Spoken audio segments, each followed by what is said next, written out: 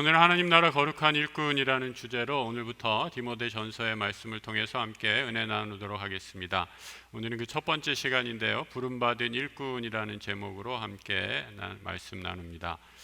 부름받은 일꾼이라고 이렇게 얘기하니까 목사님 무슨 내가 일꾼인가요? 나는 교회에서 아무 직분도 없고 그 다음에 예배만 마치면 바로 그냥 가기 바쁜데 내가 무슨 일꾼입니까? 이렇게 생각하시는 분도 있을지 모르겠습니다. 그런데 오늘 저는 앞으로 이제 디모데서를 공부하면서 또 말씀을 나누면서 우리가 일꾼의 개념을 좀 더 확대할 필요가 있다라는 생각을 합니다.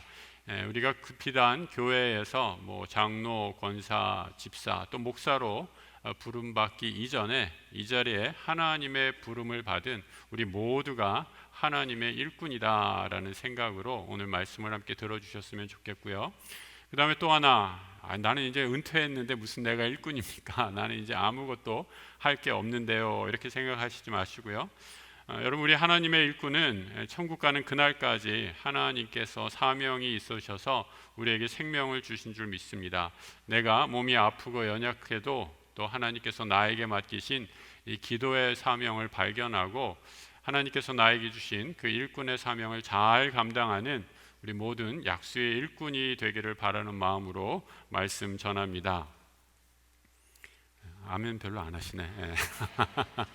그 사도 바울이 말씀을 전할 때 유대교 회당을 통해서 이렇게 말씀을 전했습니다. 그리고 바울은 그 자리에서 가만히 있는 목회자가 아니라 이곳저곳 다니는 순회 선교사의 역할을 했기 때문에 그곳에서 성도들이 모아지고 교회가 세워지면 현지인 목회자를 세우고 다시 떠나는 것을 보게 됩니다. 그 중에 하나가 바로 오늘 디모데라는 사람이었고요. 이 디모데에게 쓴 편지가 오늘 성경에 디모데 전서와 후서로 이렇게 기록이 되어 있습니다. 그래서 성경학자들은 이 디모데 전서와 후서를 가리키면서 목회 서신이다라고 이렇게 얘기를 하고 있죠. 목회, 교회를 다스릴 때 교회 지도자, 교회의 일꾼이 어떠한 일을 해야 하고 또 교회 일꾼의 바른 자세는 무엇인가에 대해서 이 디모데서가 아주 잘 말씀해 주고 있기 때문입니다. 먼저 디모데라는 사람에 대해서 우리 잠시 좀 살펴보기를 원합니다. 성경에서 이 디모데의 이름이 처음 나오는 것 사도행전에서 16장 1절에서 찾아볼 수 있는데요, 같이 한번 읽어보겠습니다.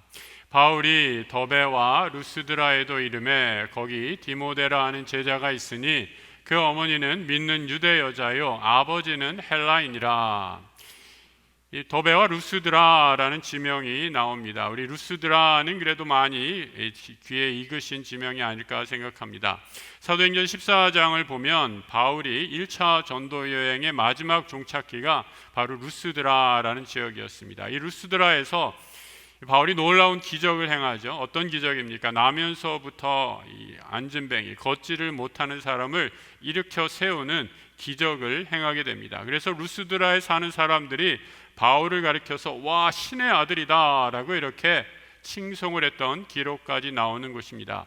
이 루스드라에서 바울은 1차 전도 여행을 마무리하고 얼마간의 시간을 갖고 있다가 이제 2차 전도 여행을 바로 이곳에서 시작해서 1차 전도 여행과 다른 역순으로 지명을 2차 전도 여행을 떠나는 것을 보게 됩니다.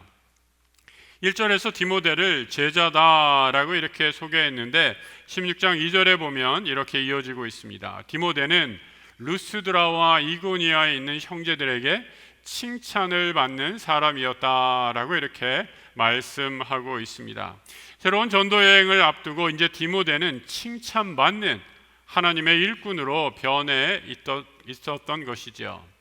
여러분, 우리가 칭찬받기 위해 일할 필요는 없습니다. 사람들의 칭찬이 좋아 일꾼이 되었다면 사람들이 칭찬을 안 하든지 또 내가 비난을 받게 되면 나 이제 못하겠다라고 하면서 떠나고 교회를 떠나고 시험당하는 일을 종종 보게 됩니다.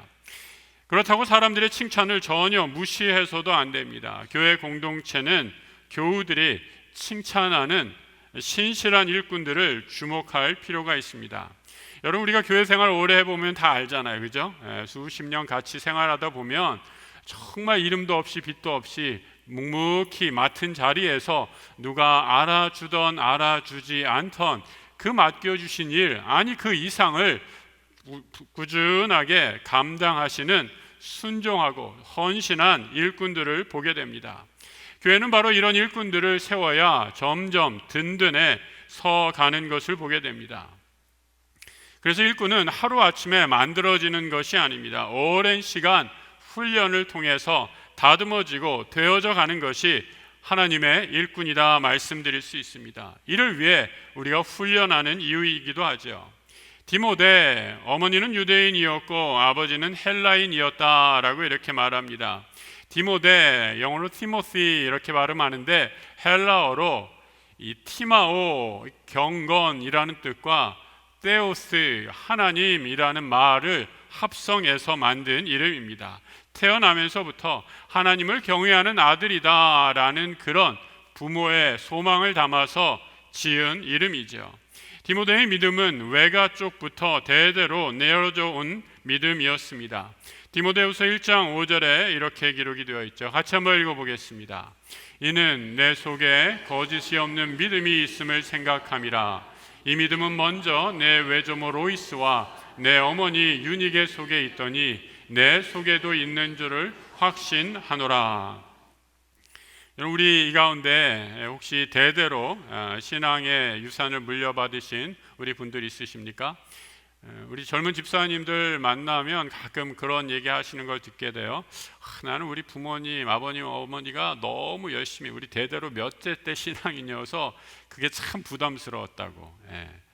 뭐 어디 놀러 가기도 못하고 뭐 교회 가야 되고 막 그래서 뭐 장로 아들, 뭐 집사, 직분자 아들, 권사 아들 이러면 또 목사 아들 이러면 그 꼬리표가 늘 달아다녀서 따라다녀서 그게 너무 힘들었다라고 이렇게 말씀하시는 분도 있습니다.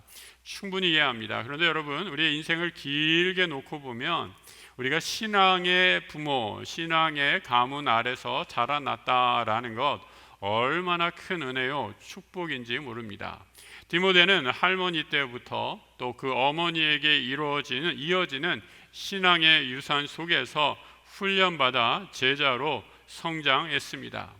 교회 역사를 보면 하나님의 세우신 위대한 일꾼 뒤에는 기도의 어머니들이 숨어 있는 것을 보게 됩니다. 성 어거스틴의 어머니 모니카도 마찬가지였죠. 어머니 모니카는 늘 아들을 위해 기도했습니다. 하나님의 사람이 되게 해달라, 하나님의 일꾼이 되게 해달라라고 기도했지만 어머니의 간절한 기도는 한 귀로 듣고 흘려버렸는지 이 아들 어거스틴이 허랑방탕하게 세상에 나가 살게 됩니다. 허랑방탕했다라고 하지만 이 세상에서 열심히 살았습니다. 뭐 나쁜 짓을 한 게 아니라 자신의 욕심을 위해, 자신의 출세와 명예와 또 돈을 벌기 위해, 또 나만의 쾌락, 세상의 쾌락을 쫓으면서 열심히 살았던 사람이 바로 어거스틴, 성 아우구스티누스라는 인물입니다. 그런데 하나님이 그를 부르셨습니다. 전혀 생각하지 못했던 방식으로 어거스틴을 부르시고 하나님의 그 음성에 어거스틴이 삶의 방향을 돌이키게 되죠. 회심하게 됩니다.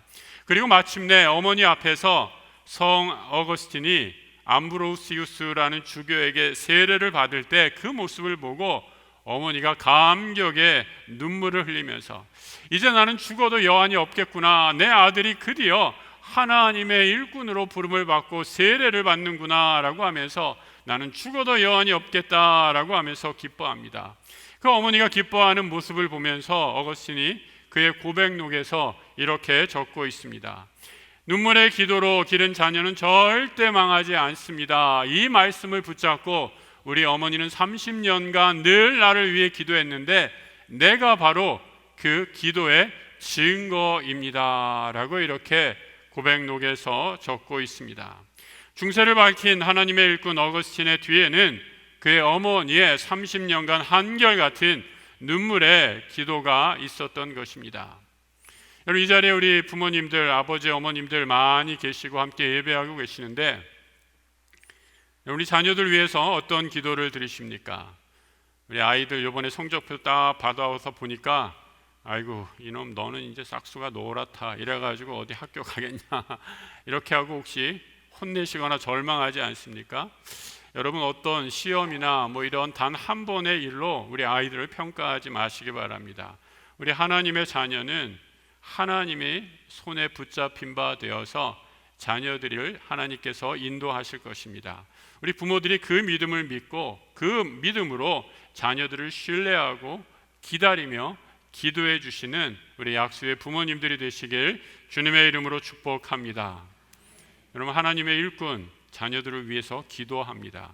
직분과 아무런 상관이 없는 거예요. 여러분들이 언제나 어디서나 이 사명을 부여받았다라는 것을 기억하시면서 꼭 기도하시는 우리 하나님의 일꾼들 되시길 바랍니다. 하나님의 일꾼은 또한 나를 드러내지 않고 주님을 드러내는 사람입니다. 바울은 디모데에게 편지하면서 그 첫 구절을 이렇게 시작하고 있습니다. 본문 1절 같이 한번 읽어봅니다.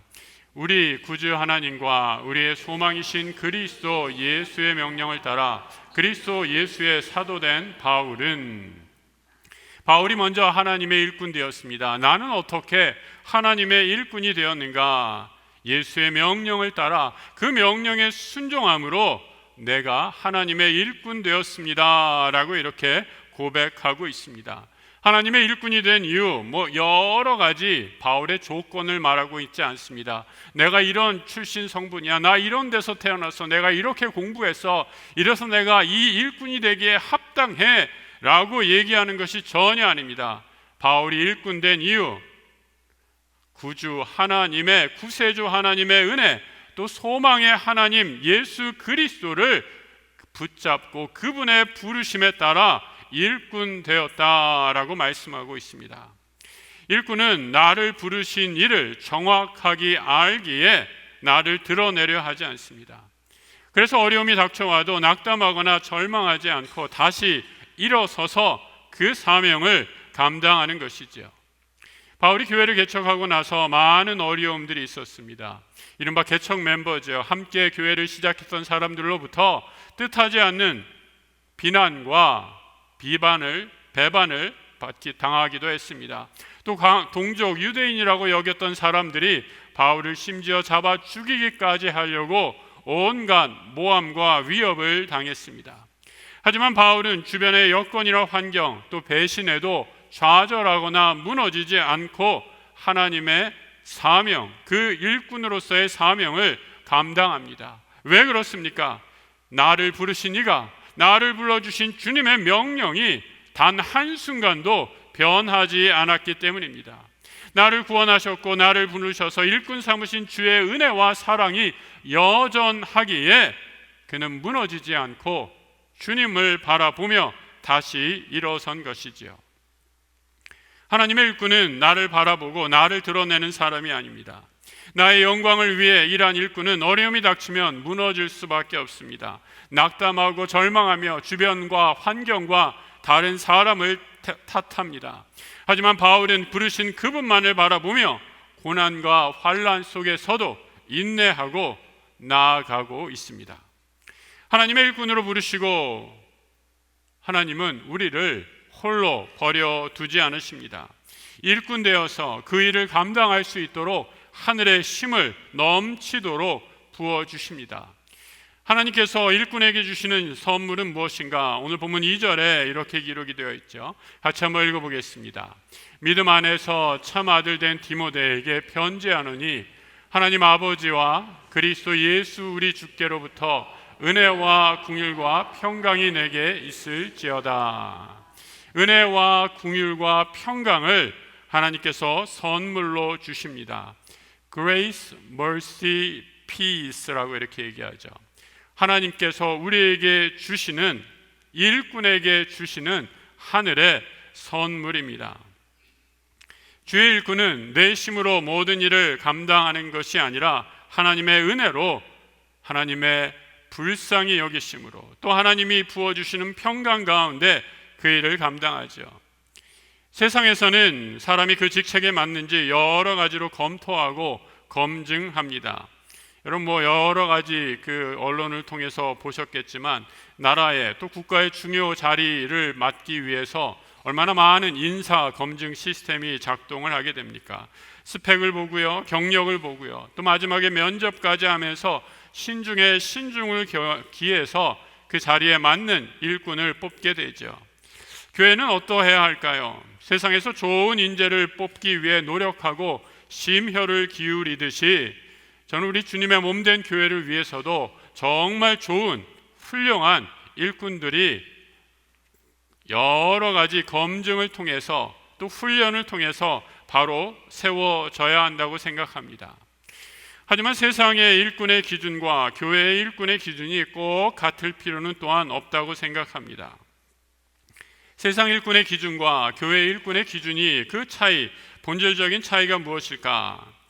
세상은 스펙과 경력을 중요시할지 모르나 교회 일꾼은 오직 하나님의 은혜로, 하나님의 불쌍히 여기심으로, 하나님이 주시는 평강으로 세워진다라는 것입니다. 은혜는 나의 능력이 아니라 하나님이 생하신 구원에 대한 믿음의 반응입니다. 우리 주님이 나 같은 죄인을 값없이 구원하신 그 은혜에 감사하면서 순종하여 일꾼이 된 것이지요. 하나님의 은혜 없이는 대통령도 교회의 일꾼이 되기에 턱없이 부족하고 노숙자라 할지라도 하나님의 은혜라면 일꾼이 되기에 부족함이 없습니다.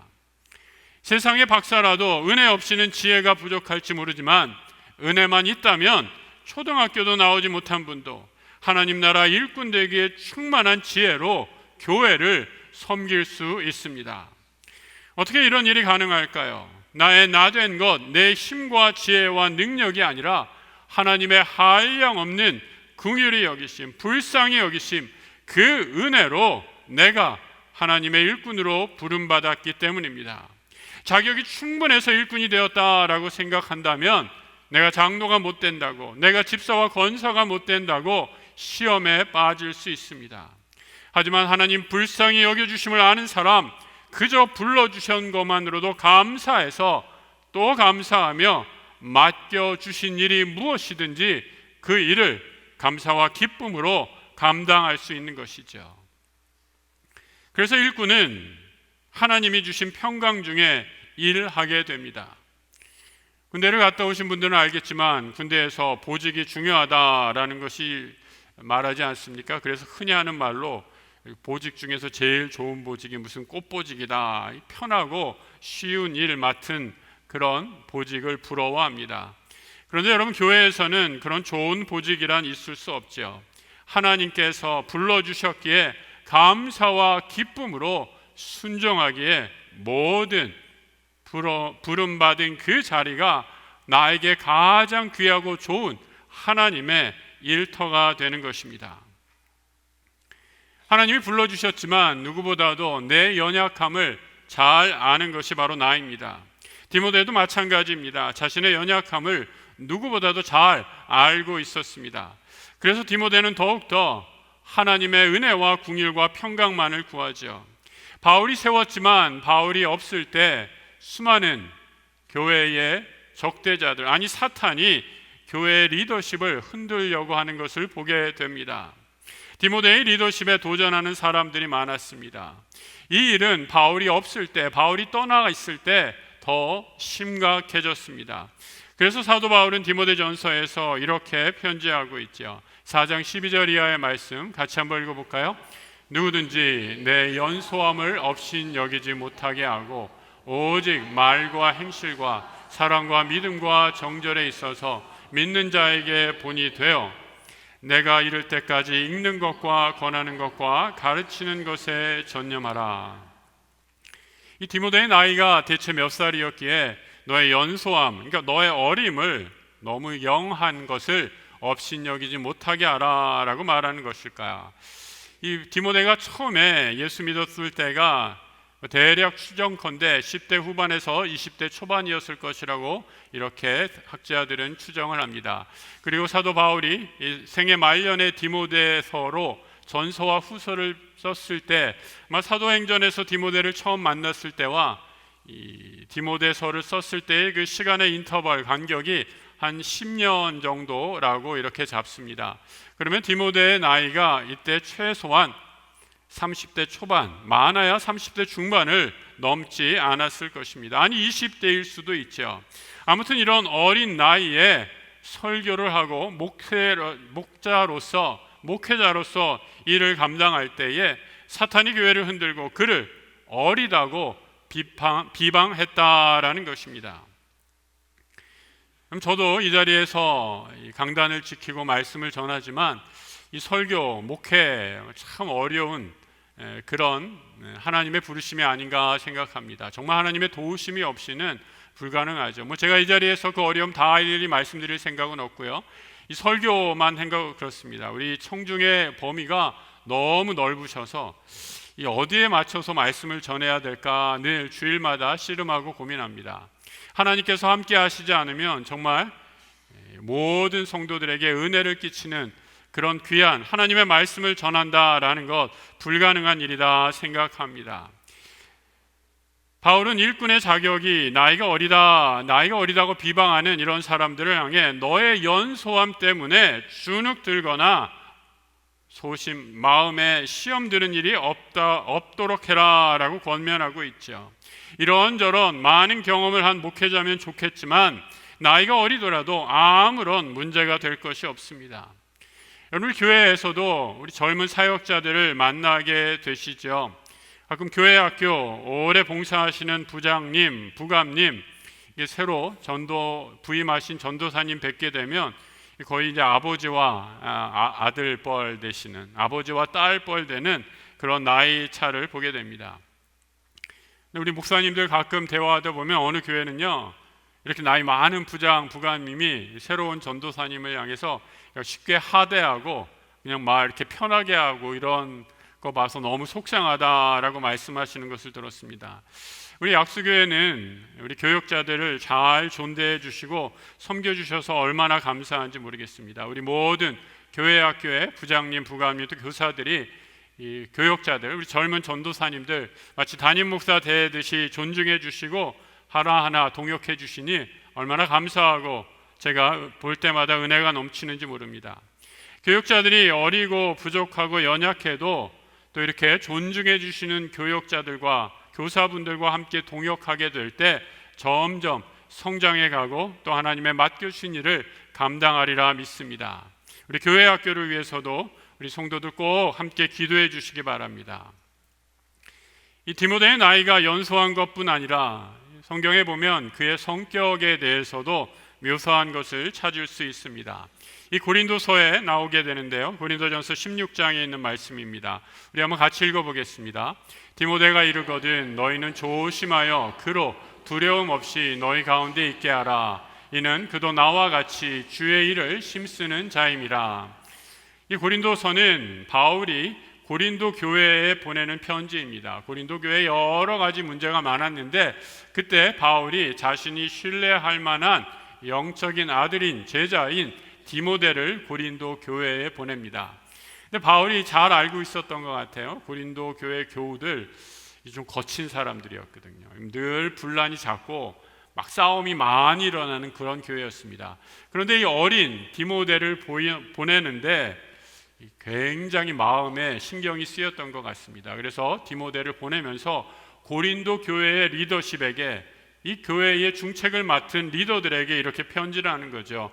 너희는 이 디모데를 맞이할 때 조심스럽게 또 두려움 없이 그를 좀 잘 맞이해 다오. 그도 나와 같은 하나님의 일을 하는 일꾼이다 라고 부탁하면서 디모데를 맞아줄 것을 특별히 부탁하는 것을 보게 됩니다.